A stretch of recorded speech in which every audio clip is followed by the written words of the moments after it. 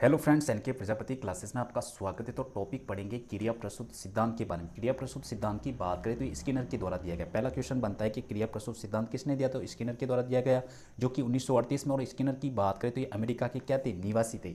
उसके बाद में इसके उपनाम की बात करें तो इसे RS थ्योरी सिद्धांत, सक्रिय अनुबंधन, श्रृंखला सिद्धांत और अधिगम का नैतिक सिद्धांत भी इसी को कहा जाता है। उसके बाद में स्किनर का जो सिद्धांत है थार्नडाइक एवं क्लार्क हल के सिद्धांत पर आधारित है। स्किनर का जो सिद्धांत है थार्नडाइक और क्लार्क हल के सिद्धांत पर आधारित है।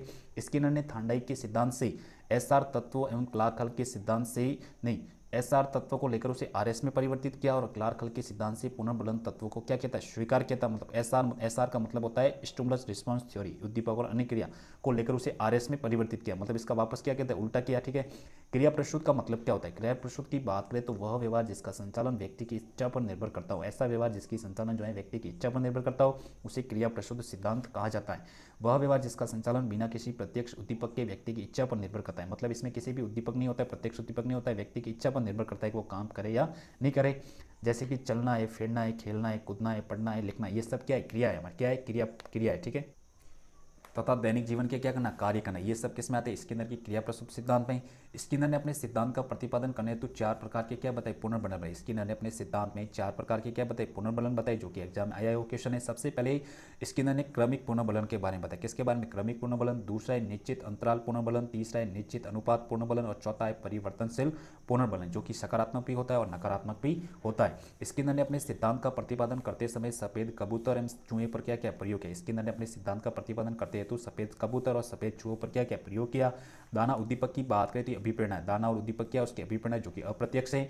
कबूतर अनुक्रिया करता है, चूहा भी क्या करता है, अनुक्रिया। दाना अनुक्रिया के मध्य। ठीक है। और इसको क्या मिला, पुनर्बलन मिला। और क्रिया की गति में वृद्धि और अधिगम क्या होगा, प्रभावी होगा। ठीक है। आगे बात करें तो स्किनर का जो सिद्धांत है थार्नडाइक के कौन से नियम पर आधारित है। स्किनर का जो सिद्धांत है थार्नडाइक के कौन से नियम पर आधारित, तो प्रभाव के नियम पर आधारित है। उसके बाद में स्किनर ने अपने सिद्धांत में 2 प्रकार के क्या बताए, व्यवहार बताए। 2 प्रकार के क्या बताए, व्यवहार बताए, जिसमें कि सबसे पहला जो व्यवहार है प्रतीकात्मक व्यवहार। सबसे पहला कौन सा है, प्रतीकात्मक, जिसे एस टाइप या इलेक्ट्रोटाइड भी कहते हैं। क्या कहते हैं, एस टाइप या इलेक्ट्रोटाइड। वह व्यवहार जिसका संचालन सीधा उद्दीपक के माध्यम से होता है। वह व्यवहार जिसका संचालन सीधा उद्दीपक के माध्यम से होता है उसे प्रतीकात्मक व्यवहार कहते हैं। आंख में तिनका गिरने पर आंख में आंसू आना। आंख में जब तिनका गिरता है तो आंखों में क्या आता है, आंसू आता है। ठीक है। दूसरा है क्रिया प्रसूत व्यवहार की बात करें तो आर्टाइड, जिसे इमिटाइड भी कहा जाता है। वह व्यवहार जिसका संचालन व्यक्ति की इच्छा पर निर्भर करता है। वह व्यवहार जिसका संचालन जो है व्यक्ति की इच्छा पर निर्भर करता है। ठीक है। उसे क्रिया प्रसूत व्यवहार कहलाता है। जैसे कि टेलीफोन की घंटी बजने पर बात करना या नहीं करना। टेलीफोन की घंटी बजी है, अब उसको व्यक्ति पर निर्भर करता है कि वो बात करे या नहीं करे। उसके बाद में ये शिक्षा के लिए क्या महत्व, शिक्षा के लिए क्यों महत्वपूर्ण है, अगर बात करें तो सामान्य बालकों को सिखाने में सहायक, जो सामान्य बालक होते हैं उसको सिखाने में सहायक सिद्धांत माना जाता है। क्रिया की निरंतरता पर सर्वाधिक बल दिया गया। क्रिया की निरंतरता पर सर्वाधिक बल। अभिक्रमित अनुदेशन विधि अधिगम के इसी सिद्धांत पर आधारित एक विधि है, अभिक्रमित अनुदेशन विधि, जो कि क्रिया प्रसूत सिद्धांत पर आधारित है, जो कि 1954 में दी गई। मनोरोगियों का उपचार करने में भी सहायक माना जाता है। मनोरोगी जो होते हैं उपचार करने में सहायक माना जाता है।